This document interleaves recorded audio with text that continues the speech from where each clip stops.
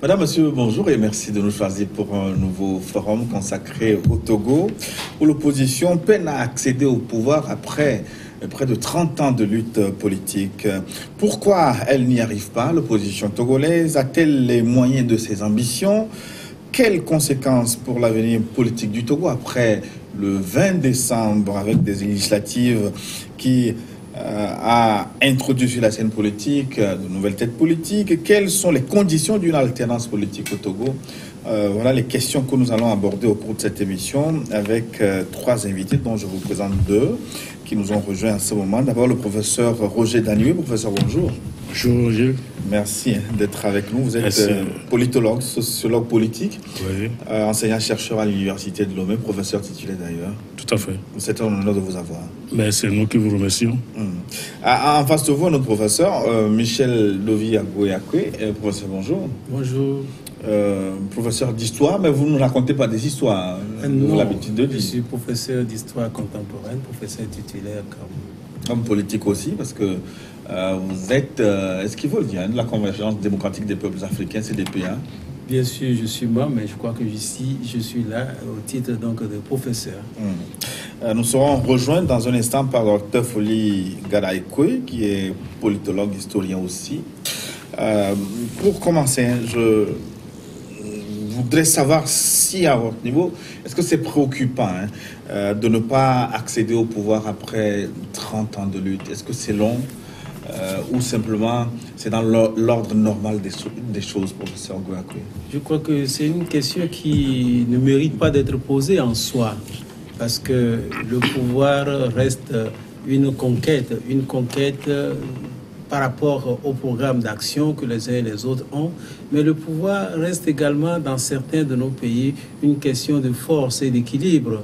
Et si l'opposition n'arrive pas au pouvoir, c'est parce que ceux qui sont en face ont peut-être un programme qui plaît, ou peut-être que la situation donc n'est pas suffisamment équitable et transparente pour permettre aux populations de juger de la nature des programmes, des projets de société que les uns et les autres proposent. Évidemment, aujourd'hui, on ne peut pas dire que les Togolais sont heureux d'être gouvernés comme ils l'ont été et qu'ils le sont encore aujourd'hui, 30 ans après donc, les événements du 5 octobre 90. Eh bien, la question mérite d'être posée peut-être parce que autour du Togo, ça a bougé plusieurs fois au Bénin, au Ghana, dans pratiquement tous les pays de l'Afrique de l'Ouest. Ils ont connu l'alternance plusieurs fois.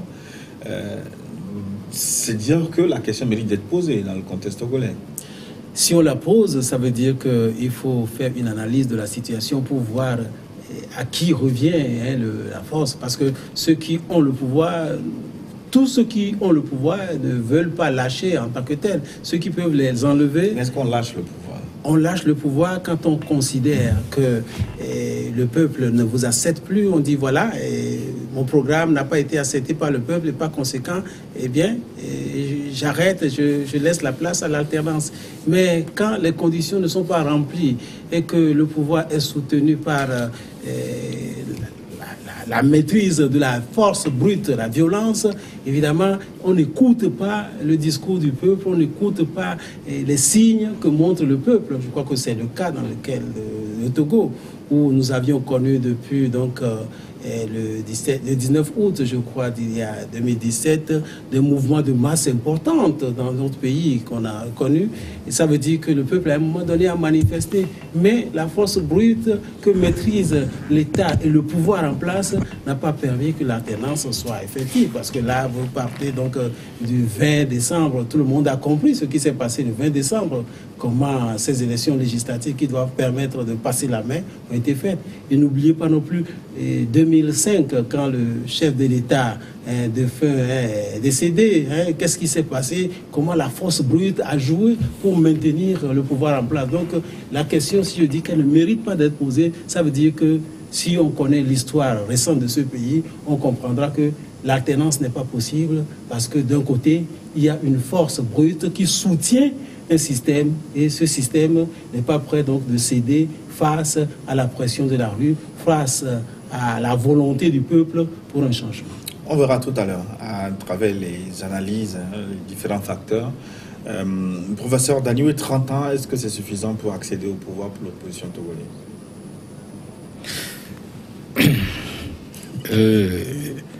Cette première question, je n'ai pas envie de dire qu'elle est tendancieuse, mais cela dépend aussi du bord duquel on reprend. Parce que 30 ans de lutte pour accéder au pouvoir, est-ce que c'est préoccupant? Préoccupant pour qui? Pour ceux qui sont en lutte ou ceux qui préservent le pouvoir. Le pouvoir, c'est une question de conquête et de conservation. Je voudrais ajouter à mon collègue qu'il n'y a pas que la conquête, il y a aussi la conservation du pouvoir. Et un pouvoir qui ne résiste pas n'est pas un pouvoir. C'est le jeu des deux actions, la conquête, la conservation. Alors, si on se situe du côté de la quête du pouvoir, oui, c'est préoccupant. Mais pour ceux qui sont du côté de la conservation du pouvoir, ce n'est pas préoccupant puisque les autres ne sont pas en mesure donc, de les avancer. Du côté donc de la conquête du pouvoir, c'est préoccupant parce qu'après 30 ans, ça veut dire que quelque chose ne va pas. Et je crois qu'ils doivent être capables, comme l'a dit mon collègue, d'une analyse de la situation un peu plus rationnelle et d'une remise en cause de soi pour se dire mais pourquoi on n'y arrive pas? Je crois que cette question n'est pas encore posée dans l'opposition togolaise. Pourquoi on n'y arrive pas? Pourquoi on échoue? Quand on essaie, on n'y arrive pas, on n'aboutit pas. Vous avez dit qu'il y a, dans le déroulement de cette émission, on viendra disséquer pour comprendre les enjeux. Parce que si il s'agit de la conquête du pouvoir, il y a les moyens de conquête du pouvoir. Donc pour vous, c'est normal que ceux qui ont le pouvoir cherchent à le conserver. Un pouvoir qui ne résiste pas n'est pas un pouvoir. Mais le professeur semble dire que... Non, la logique du pouvoir, c'est ça. Ils sont là qui le tiennent trop solidement. Non, mais vous avez jamais vu quelqu'un qui vous dit, bon, écoutez, j'ai un ici, venez prendre. Non. C'est normal que ceux qui ont le pouvoir résistent. Ils résistent. Mais face à cette résistance, s'il y a une résistance du peuple, une expression du peuple, donc dans un système démocratique, on doit pouvoir comprendre, on doit pouvoir non pas céder, mais faire la place parce qu'à un moment donné, on sent qu'on n'a plus... Parce qu'au fait, le pouvoir vient du peuple, émane du peuple dans un système démocratique. Nous disons que nous sommes dans un système démocratique. Le pouvoir émane du peuple. Si le peuple s'exprime à un moment donné, qu'on arrive à l'écouter. Et si on écoute, cette expression est mesurée. Si on écoute, voilà. C'est pas les votes. Un vote transparent. Notre système démocratique, c'est les élections qui constituent donc un mode transparent. Mais les élections fondées sur des programmes de société, fondées sur un bilan à un moment donné. Si le bilan n'est pas forcément positif, évidemment, le peuple vous laisse, le peuple vous lâche. Mais si on va aux élections qui constituent le mode par excellence donc de changement et que les dés sont pipés à l'avance, ça veut dire qu'il y a une force qui manipule derrière, qui ne veut pas céder, qui ne veut pas comprendre le langage. Parce donc pour vous, l'opposition est plutôt trichée. L'opposition est trichée. Le langage que comprend l'opposition et le langage que parle, parce que tout discours dépend de là où on parle. Donc le lieu du discours est important.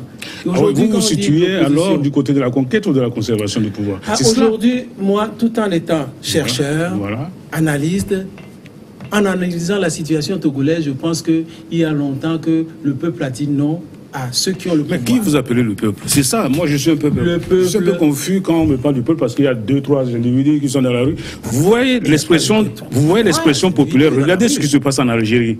Là où nous avons 1 million de citoyens qui sont dans la rue, 500 000 citoyens qui sont dans la rue, ça c'est fort. Mais vous voyez, même l'expression, elle est pacifique. Vous avez parlé de force brutale. La force brutale ne répond qu'à la brutalité. Vous avez vu ce qui se passe en France en ce moment, avec les gilets jaunes. Qu'est-ce que le président Macron, qu'est-ce que le gouvernement vient de faire? D'interdire. Qu'est-ce que le gouverneur militaire de Paris a dit? Je ferai usage du feu. Ça, c'est une démocratie, une vieille démocratie, la France. Ça veut dire qu'il y a la réponse à l'action. Si, dans la conquête, dans la phase de conquête, vous usez des méthodes pacifiques, il y a la réponse aussi. C'est le cas de l'Algérie. Parce que cette marée humaine dans les rues, c'est sans violence, c'est sans destruction des biens publics. Naturellement, le pouvoir n'a pas. En fait, le pouvoir aurait voulu qu'il y ait violence, qu'il puisse agir violemment. Chers collègues, ce que les Algériens ont compris, les mouvements qui ont eu au Togo n'ont pas été. Ils ont été souvent violents. Ils ont été souvent violents. C'est ce que je dis. Et donc, vous n'avez pas une bonne observation. Vous avez parlé du 19 août. J'ai vécu le 19 août. Peut-être que vous ne l'avez pas vécu. Moi, je l'ai vécu. J'ai reçu aussi les gaz lacrymogènes dans ma maison. Eh bien, attendez, pourquoi il y avait les gaz lacrymogènes dans la maison? Parce qu'il y a destruction devant moi. Je dis que j'ai vécu. En tout cas, moi, je n'ai pas été acteur, mais j'ai été victime du 19 août. Ceux qui ont fait la violence. Et quand on parle de violence, clarification. Et quand on parle de violence, les manifestations de rue peuvent dégénérer. Non. Est-ce qu'elles peuvent être considérées comme une expression populaire mesurable? Je crois bien. Et quand mon collègue dit que ce qui se passe en Algérie, oui, c'est la massification. Le nombre qui fait la mesure.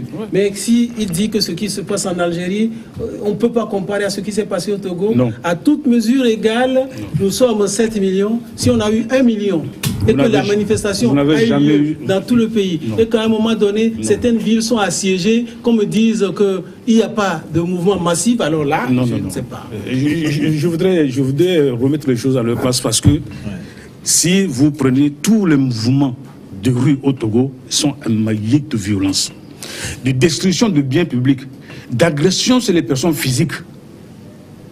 On ne peut pas nier ça dans le cas togolais. Voilà déjà un objet d'échec.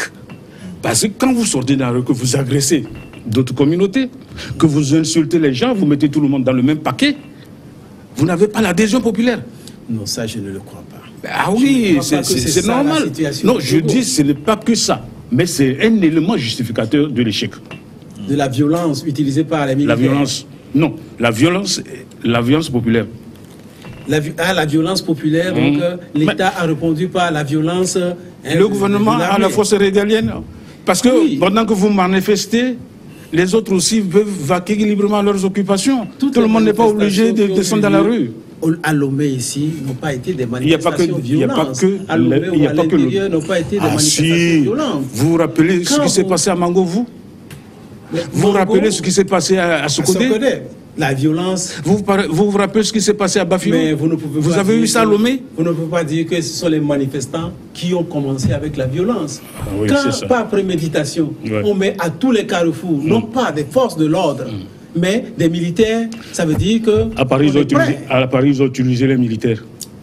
Là, c'est récent. C'est récent. C'est récent. Mais oui. Mais ne comparez pas non plus la France à une grande démocratie. Parce qu'on sait ce qui s'est passé en France, ce qui se passe. C'est vous qui le dites.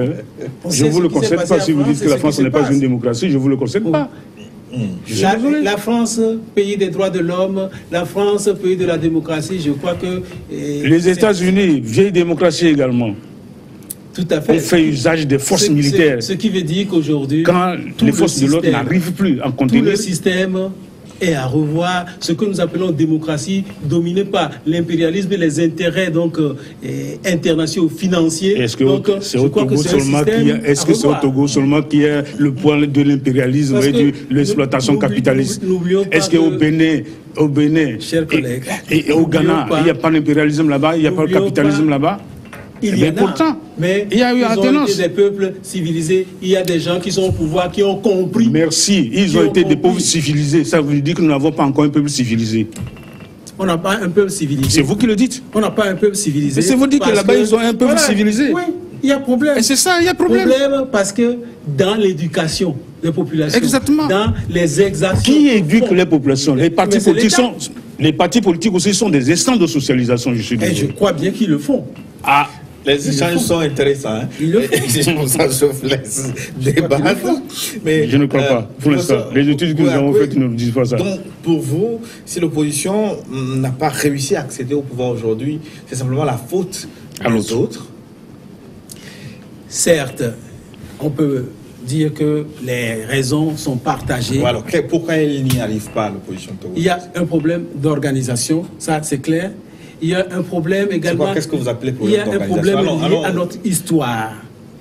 Vous savez, la bipolarisation de la vie politique au Togo remonte jusqu'à la colonisation. Et cette bipolarisation a été à un moment donné ethnique, mais aussi une bipolarisation manipulée. Et nous avions vu à travers cette histoire comment certains groupes sont considérés comme proches donc, du capital, de l'étranger, de la métropole, d'autres considérés comme nationalistes, etc. Cette bipolarisation, on n'a pas arrêté et on continue de la manipuler. Et c'est cette manipulation qui fait que notre position même, opposition, reste manipulée. Et parfois même, quand on parle d'opposition... Elle est manipulée par qui? Par ceux qui veulent tiennent mordicus à garder le pouvoir. Ah.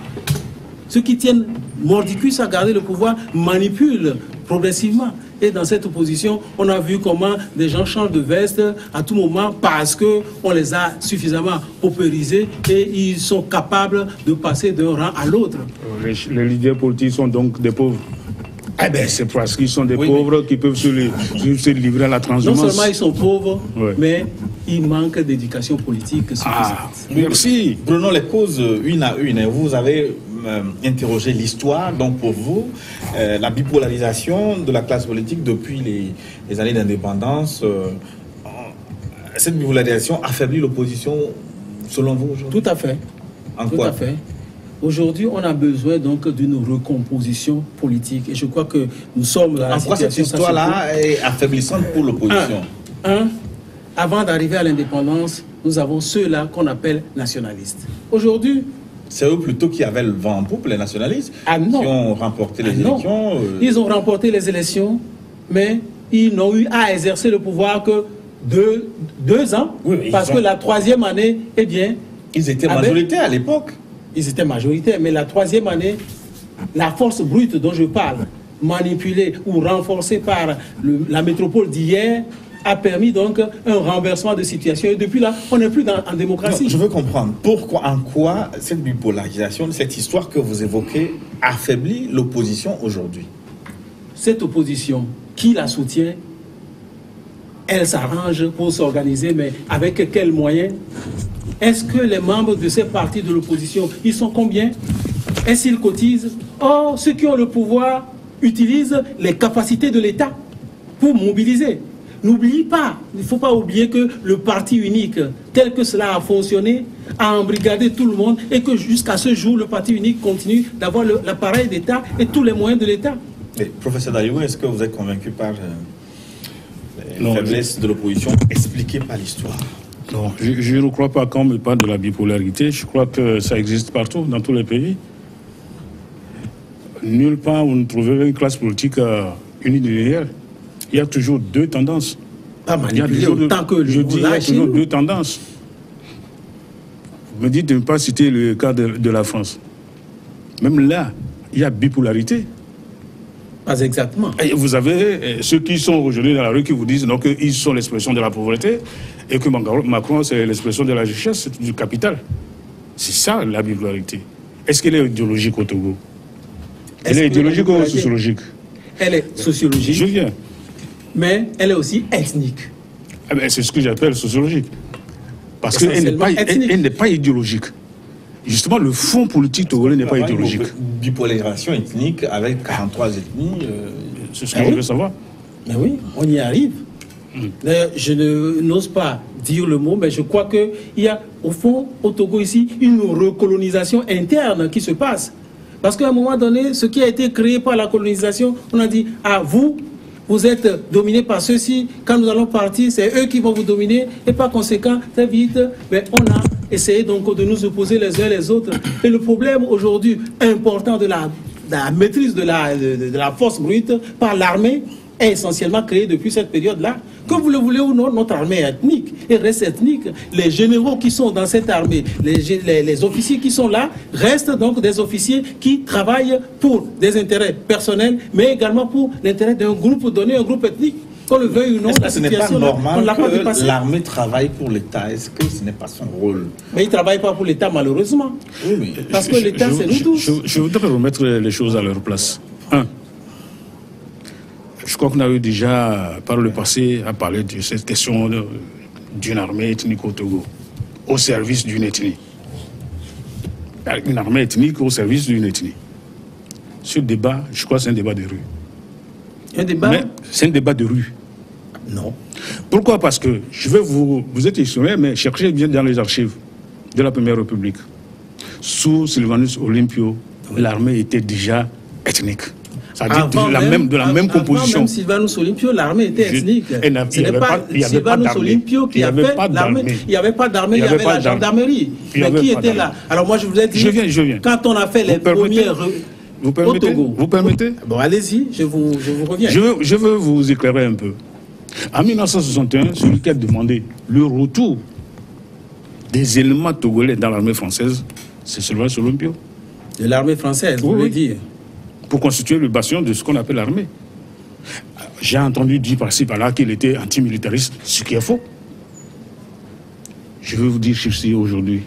Mon propre père a été militaire de l'armée française, ramené par Sylvanus Olympio en 1961 au Togo. Et alors? Je vais vous dire ceci. Et donc ce n'est pas à la suite, il y a des gens qui ont ethnisé Antigriffe. L'armée togolaise, elle était déjà d'une certaine coloration ethnique. Pourquoi? Parce que sociologiquement, ce métier n'avait pas de valeur. On se disait non, que c'est des bouviers, c'est les gens ruraux, ils n'ont qu'à les donner la force brute, etc., etc. Parce que ce n'était pas un métier valorisant. Tout à fait. Donc il y a un fond sociologique là-dedans. Oui, vous le concédez? Je vous le concède. Est-ce que c'était donc votre argument tombe à l'eau? Non. Mais oui. Non. Je vous le concède. Je n'ai pas fini. Je n'ai pas fini.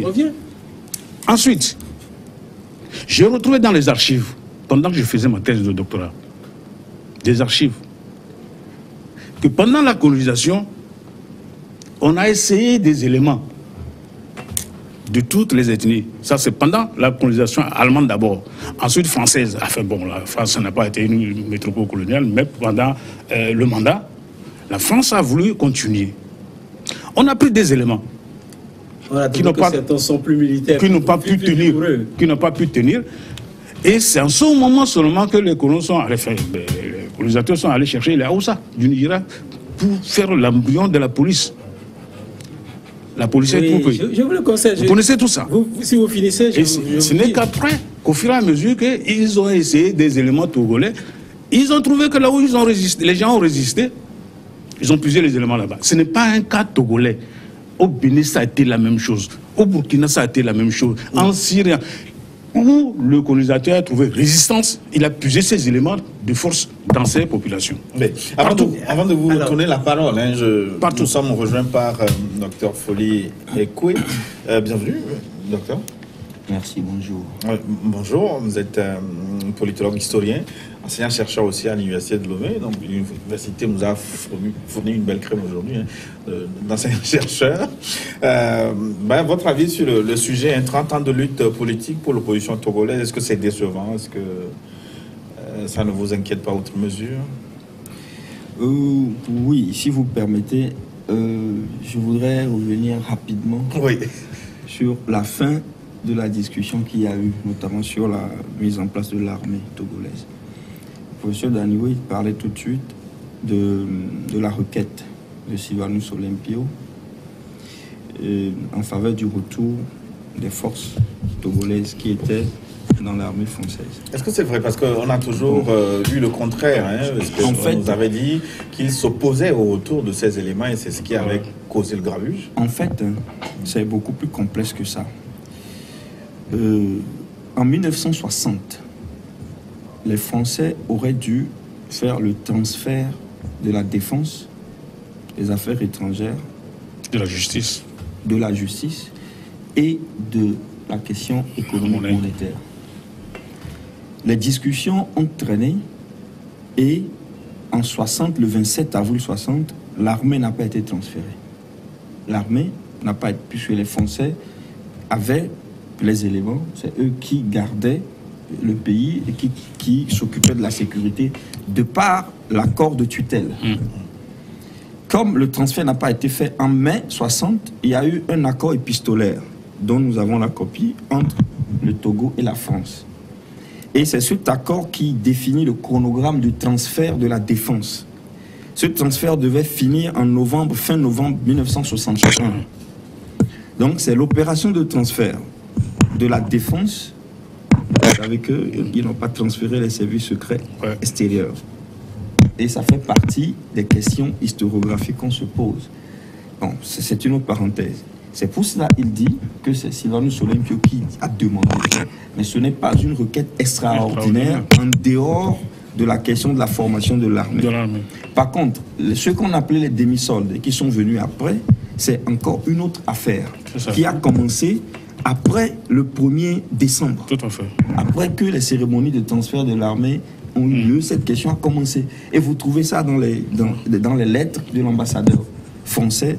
Bon, c'est une question très passionnante. Mais sur le problème de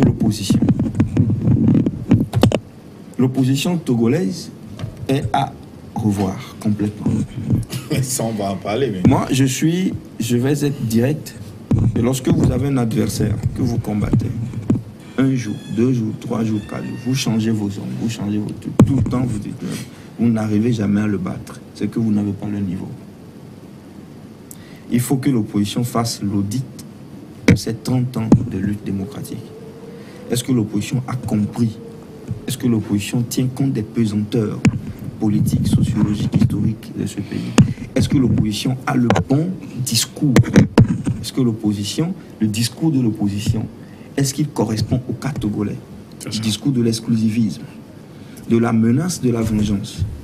Est-ce qu'il correspond au cas togolais? Nous avons l'habitude d'en discuter avec le président Gilles Christ, qui, si vous me permettez, il dit souvent, nous avons un certain âge. On a fait tout ce qu'on a pu faire au Togo. Vous savez bien que dans ce pays, un avion a débarqué avec des armes, des munitions pour combattre. Un avion ça... Bien sûr, à l'aéroport de Lomé. Ouais. Vous savez bien comment, quand il quittait Londres pour Accra, les services de renseignement se mettaient en rangée pour combattre.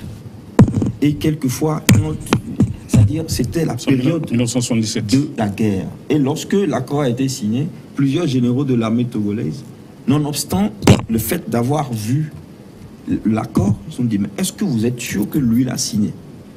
Est-ce que vous êtes sûr que celui-ci a laissé les armes? Donc, on a tenté les armes, on a tenté les accords, les négociations, Paris, Washington, Colmar, partout. Donc, lui-même, celui dont je parle, a gagné les élections en 1998. Il n'a pas pu gouverner. Mais officiellement, c'est général. Et il y a des gens qui ont gagné.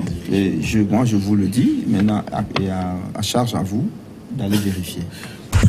C'est de l'aveu des plus grandes autorités de notre pays. Ce n'est pas un secret. Ce n'est plus un secret. Mais le problème, ce n'est pas les élections. Est-ce que l'opposition a un discours conciliant? Est-ce que l'opposition va garantir la tranquillité à tous les Togolais?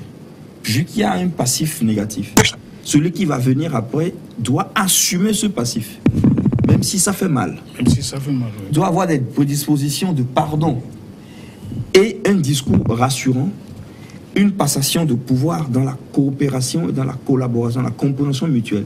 L'armée, quoi qu'on dise... Oui, je voudrais même vous relancer l'armée, parce que le discours, là, on l'entend souvent. Est-ce que ce discours de l'armée qui est au service d'une ethnie, qui est issu d'une ethnie, est-ce que ça favorise l'accession de l'opposition au pouvoir? Parce que moi, j'ai l'impression que l'opposition aura besoin de cette armée aussi, quoi.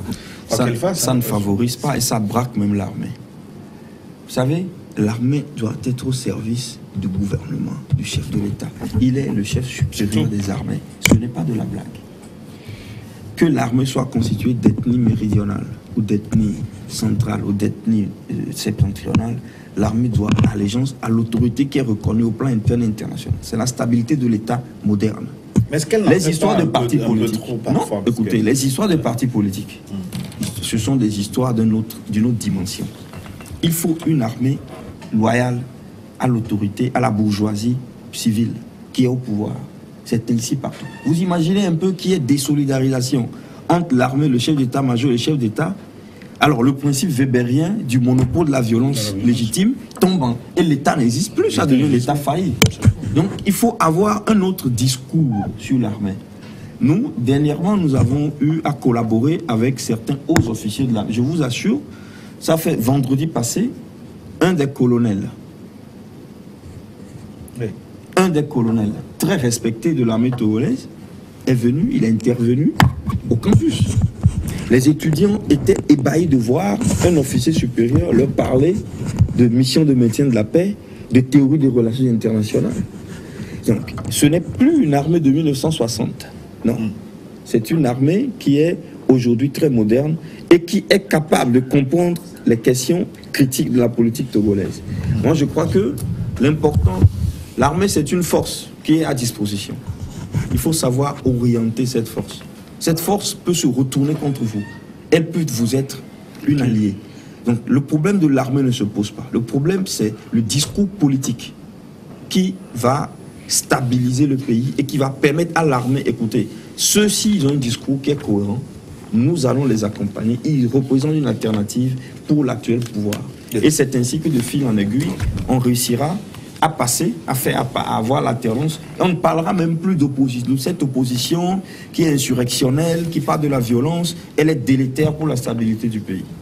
Professeur Kouakoué, on semble dire que votre discours braque. Votre discours est stigmatisant. Votre discours, votre dont vous parlez? L'opposition. Donc vous me mettez là dans l'opposition. C'est voilà le vrai discours qui braque. Mais vous êtes dans la C14. Moi, individu, je suis dans la C14. Non, vous êtes...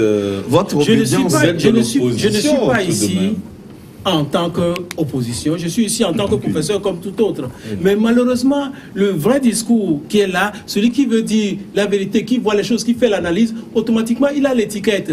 On dit, il y a l'opposition. J'ai des collègues, autorités qui me traitent d'opposant. C'est de l'opprobre d'avoir une idée contraire au pouvoir établi. Oui, c'est ça le vrai problème. Si vous êtes opposant, il faut qu'on le dise. Non, c'est le vrai problème. Il faut d'abord l'assumer aussi, non? Quand on dit ceux qui sont opposants, c'est ceux-là qui ne veulent pas que ça tourne en rond. Non, c'est ceux-là qui ne respectent pas ceci. C'est le discours. Oui, au point que ce que nous avons, la question qui a été posée pour ce débat, déjà, je dis, elle est pernicieuse, au sens où on dit pourquoi l'opposition ne réussit pas. Oui. Ce n'est pas une question d'opposition qui réussisse. Est-ce qu'elle devait réussir? Est-ce que c'est une obligation qu'elle réussisse? C'est le discours, donc, l'opposition à un moment donné incarne une volonté du peuple qui veut un changement. Tout individu peut à un moment donné dire je veux le changement tout en n'étant pas un politique. Dans ces conditions, on ne peut pas dire que forcément c'est la faute aux opposants, c'est ceci, c'est ça. C'est ça aussi, donc, ce qui braque les gens. On dit l'opposant, donc on dit c'est tel qui est opposant. Personne n'est né opposant. C'est au regard donc de l'analyse sociopolitique du pays qu'on estime que la gouvernance telle qu'on l'a aujourd'hui pose problème aux citoyens, que les citoyens n'arrivent pas à retrouver les conditions du bonheur et par conséquent, les politiques, on exprime un désaveu. Et ce désaveu a été exprimé plusieurs fois. Êtes-vous opposant ou adjuvant? Moi, je suis un citoyen. Un citoyen qui réfléchit, qui analyse, et à des moments donnés, selon les intérêts, je milite dans un camp pour un changement. Voilà le cas. Oui. Aujourd'hui, je suis certes membre donc, de la CDPA, mais je suis également, à un moment donné, membre donc, des forces vives de la nation qui cherchent un changement. Et dernièrement, nous avons fait un forum pour dire comment converger les forces pour arriver à un changement. Mais cela dit, répondez à la question sur le discours. Est-ce que le discours de l'opposition est clivant? Quel discours? Tout à l'heure, en écoutant le docteur Ekoué, je le vois bien venir, mais il y a quelque chose qu'il n'a pas dit. Ce qu'il n'a pas dit, à un moment donné, Gilles Christ Olympio a dit, d'accord, la conciliation, on y va, il est parti au gouvernement. Donc la ruse et tout le système font que tout le sacrifice qu'il a fait en partant dans cet accord, on a vu les résultats, on ne les a pas obtenus. Donc ce qui veut dire qu'au fond, le vrai problème du Togo reste celui qui a le pouvoir, qui veut conserver, parce qu'il y a des avantages, il y a Mais celui qui veut le conquérir aussi, c'est parce qu'il sait qu'il y a les avantages. Oui, il sait qu'il y a les avantages. Mais il faudrait qu'il soit à l'épreuve pour qu'on voit s'il pense à l'intérêt général. Parce que là, c'est la question de l'intérêt général qui se pose. Oui, professeur Daniel. Je vais retenir de mon collègue deux choses essentielles. Il a dit que l'une des faiblesses de l'opposition, c'est qu'elle n'est pas organisée. Un. Il a dit également que l'une des faiblesses de l'opposition, c'est qu'elle n'est pas éduquée. Oui, je suis d'accord. Je retiens les deux choses essentiellement pour comprendre pourquoi l'opposition n'arrive pas à l'alternance. Quand vous êtes mal organisé, ça veut dire quoi? C'est-à-dire que vous n'avez pas d'objectif clair. Inconstance dans le discours, dans les objectifs. Mal structuration même de vos stratégies. de votre ma structuration de la formation, ou bien des concurrents, je veux dire. Ça veut dire que ce soit la coalition, que ce soit le forum de ceci, ou le code, le fort, tout cela manque de structuration parce que les objectifs ne sont pas clairs. Tantôt on veut ceci, tantôt on veut cela. Comme je suis avec les historiens, je repars un peu. Je vous écoute. Je viens. Je vous écoute, bien, je vais vous répondre. 1991, la conférence nationale a organisé sur la base de l'accord cadre du 12 juin 1991, qui devait donc élaborer un cadre d'une transition vers la 4e République. C'est ça l'objectif de la conférence. À peine on ouvre la conférence, on dit non, on change d'objectif. Procès. Oui, procès. Il faut d'abord démettre Yadema, le président de la République, casser toutes les structures de l'État et juger Yadema. Nous avons vu les conséquences d'une telle posture. Échec de la conférence, échec de la transition, une transition mouvementée, très agitée. Pourquoi? Parce que les gens usent du radicalisme comme stratégie politique. Les gens usent de l'extrémisme comme stratégie politique. Ça marche pas. Parce que ceux qui sont de l'autre côté aussi, c'est des citoyens togolais. C'est-à-dire ceux qui sont avec les tenants du pouvoir, c'est des citoyens togolais. Quand vous parlez du peuple, c'est comme si les autres qui sont au pouvoir et leur soutien dans la masse ne sont pas des citoyens, ne font pas partie du peuple. Voilà déjà de ce genre de discours radicaliste. C'est nous le peuple, les autres ne sont pas le peuple. Non, moi j'ai jamais dit ça. C'est cela. Moi j'ai jamais dit ça.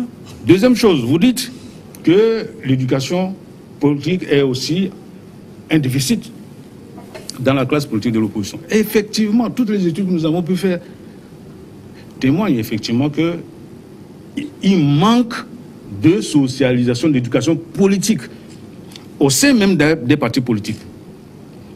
Tous les partis politiques. À qui la faute? Aux leaders politiques, d'abord.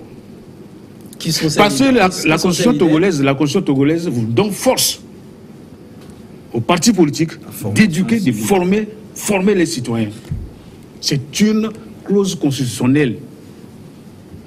Mais tout ce que l'opposition sait faire, c'est les joutes politiques, les joutes électorales. C'est fini. Mais la formation, elle n'existe pas. Voilà quand les citoyens... Le discours qu'on tient aux militants avant une marche, on a la conclusion tout de suite sur le terrain. Parce qu'on dit, l'autre c'est un ennemi à abattre, et non pas un adversaire qu'il faut convaincre. Vous voyez, le discours c'est différent. Et dès qu'on sort, on est braqué sur une ethnie, on est braqué sur des militants d'un parti, on est braqué sur les autorités, on est braqué sur l'État. Mais quand vous venez là, vous allez faire table rase de tout ce qui existait?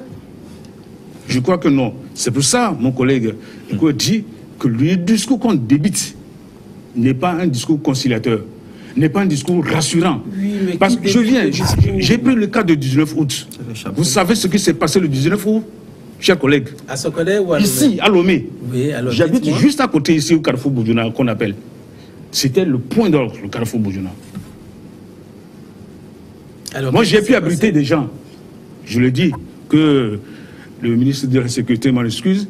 Il y avait des jeunes, il y avait des enfants, même de 12 ans, 13 ans, qui étaient dans la foule. J'ai ouvert, pendant que les autres fermaient leurs portes, mes voisins fermaient les portes, moi j'ai ouvert la porte pour recevoir certaines personnes. 7 personnes, dont un garçon qui est allé se coucher sous ma voiture. Je l'ai sorti, je l'ai mis au garage. Qui il craignait? Je dis que ils sont les gens dans la débandade. Dans la débandade, moi j'ai ouvert ma porte. Laissez-moi terminer. J'ai ouvert ma porte. Vous savez ce qui s'est passé à la fin? Quand je me suis assuré que la police était partie, j'ai dit, vous pouvez sortir, partir. Je pensais avoir protégé quand même humainement des gens. Vous avez très bien fait, mais j'ai fini, j'ai pas fini. Je vais finir. Et je vais vous édifier. La femme qui était dedans, quand elle sort, dit, elle veut aller aux toilettes. Ma femme lui montre les toilettes. Elle sort en train d'attacher son pagne de camblem à Sijoage. Qu'est-ce que ça veut dire? Les cabillets sont des CG. Et ma femme dit, mais madame, c'est comme ça, vous nous remerciez? Vous savez dans quelle maison vous êtes ici? Moi, je suis cabillé, je vous ai abrité, vous sortez, vous me dites CG, Tchadien Wage. C'est encore tout collé, ça.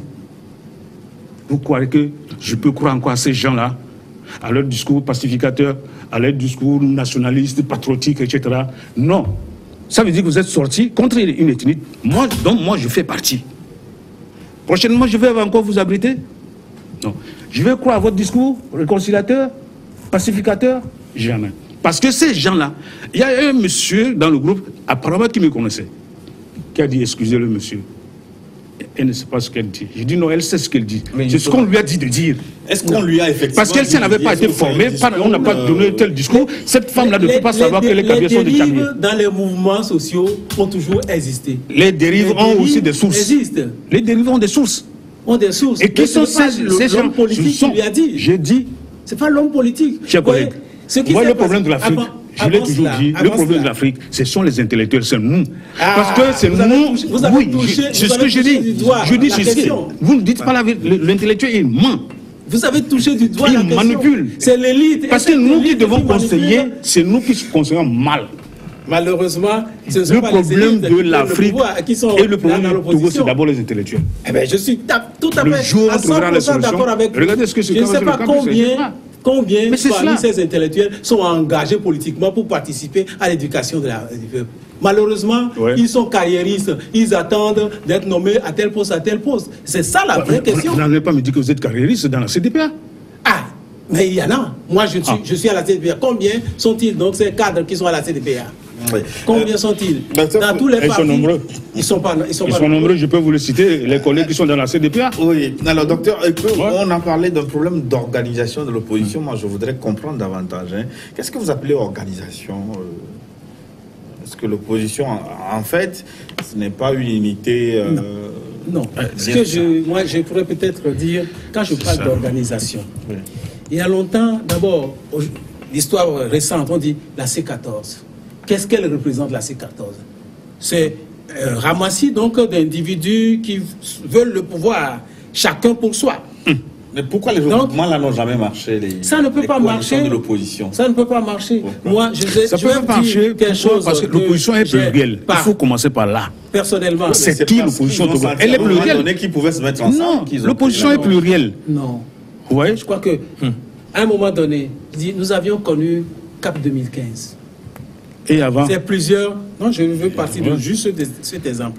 Il y a eu plusieurs partis qui sont mis ensemble. S'ils ont pu s'entendre jusqu'à un certain moment, c'était le moment donc de se regrouper, faire un congrès et d'aller vers un grand parti. Nous avons besoin donc de grands partis qui aient des moyens, qui se donnent des moyens. Parce que tout ce que nous disons comme parti d'opposition, combien sont réellement militants, combien cotisent pour leur parti, combien donnent les moyens au parti pour faire cette formation de base. Patrice Talon n'a pas eu besoin de ça pour assurer la tenance au Bénin. Non, Patrice Talon a les moyens de l'État qu'il a pu accumuler. Mais il n'avait pas eu besoin d'un grand parti. Il a eu des moyens. Il a assuré les citoyens. Il a eu des moyens pour faire ce qu'il a fait. Mais qui, au Togo, nos conditions, nos systèmes, qui a donc ces moyens-là? Peut-être qu'ils l'ont, mais ils n'ont pas la fibre patriotique qu'il faut pour mettre au service. Et quand on met ces moyens au service, si on s'attend à les récupérer, évidemment, on n'est pas patriote. Et tout ce que l'opposition collecte de la diaspora, elle fait quoi avec? La réponse à ma question. Pourquoi l'opposition collecte de la diaspora? Toujours une à une comme toutes les cartes qui se vendent dans la diaspora. Nous manquons de patriotes prêts à se sacrifier pour l'intérêt général. Tout le monde à quel niveau? À la base ou au sommet des... C'est au sommet. Des regroupements politiques. Il parle donc des élites. Et justement, les élites, d'abord, ils ne s'engagent pas. Ça, c'est un problème. Les élites intellectuelles, parce qu'il y a les élites politiques, il y a les élites bourgeoises, etc. Je ne veux pas des élites intellectuelles. Code 2, code 1. Qu'est-ce qui fait les regroupements politiques? On n'est pas sincère. Ce qui fait les regroupements politiques, ce sont donc les leaders des partis. Oui. Donc, mais qu'est-ce que nous appelons en Afrique parti? C'est peut-être 2 personnes, 3 personnes. Non, c'est des seigneuries, moi je les appelle. Qui réunissent donc. C'est tout à fait normal, c'est des seigneuries et on fait donc la volonté du Seigneur. De leur village, etc. Et finalement, le parti, c'est comme leur chose. Donc, nous n'avons pas de parti. Un parti doit avoir une base idéologique. Un parti doit regrouper des gens, les éduquer. Je suis tout à fait d'accord avec vous, mais malheureusement, nous n'avons pas de parti. Donc quand on dit... Ça veut dire quoi? Que nous avons des gens qui réclament la démocratie sans la pratiquer, c'est ce que vous dites? Évidemment, parce qu'à l'intérieur de tous ces partis, il n'y a pas réellement une démocratie. Donc il n'y a pas une idéologie qui sourde les gens tout autour. Et le combat individuel, la volonté donc de réussir, de je dis, de chaque individu. Quelques élites. Hein, quelques élites. Ouais. Donc, c'est ça qui mine notre lutte. Donc, et malheureusement, l'élite intellectuelle que nous constituons, Ouais. nous ne jouons pas notre rôle. Parce que, généralement, parce qu'on attend les postes, on reste à l'écart. Combien d'intellectuels sont dans les partis capables d'écrire une idéologie, d'insuffler donc une idéologie de base Est-ce qu'ils sont pour écoutés? la conquête du pouvoir? Est-ce qu'ils sont Ils écoutés? seront écoutés s'ils sont ensemble, mais ils s'engagent très peu. Oui, Et donc- je nous connais. Oui. Docteur Folly, pour conclure cette première partie. Bon, J'ai l'impression que vous avez trop de choses à dire. non, pas trop. Peut-être un complément. Et l'opposition togolaise est désorganisée. Je crois que s'il y avait un autre mot, on l'emploierait. Désorganisation même, c'est peu. Et je ne sais pas où commencer ni où finir. Et peut-être il faut rééduquer les leaders politiques eux-mêmes. J'ai l'impression que les gens ils sont à Lomé, ils veulent aller en Europe à la nage. Donc, quels que soient les moyens que vous mettez dedans, comme disait Macron, vous jetez de l'argent dans un puits. Vous ne pouvez pas rejoindre l'Europe à la nage. Vous mourrez. Il faut prendre un avion. Et il faut chercher les moyens d'un avion, d'un vol. D'accord. C'est ça le problème. Vous allez nous expliquer votre citation dans un instant. Mais là, on marque une pause pour une nouvelle édition de journal. À tout de suite.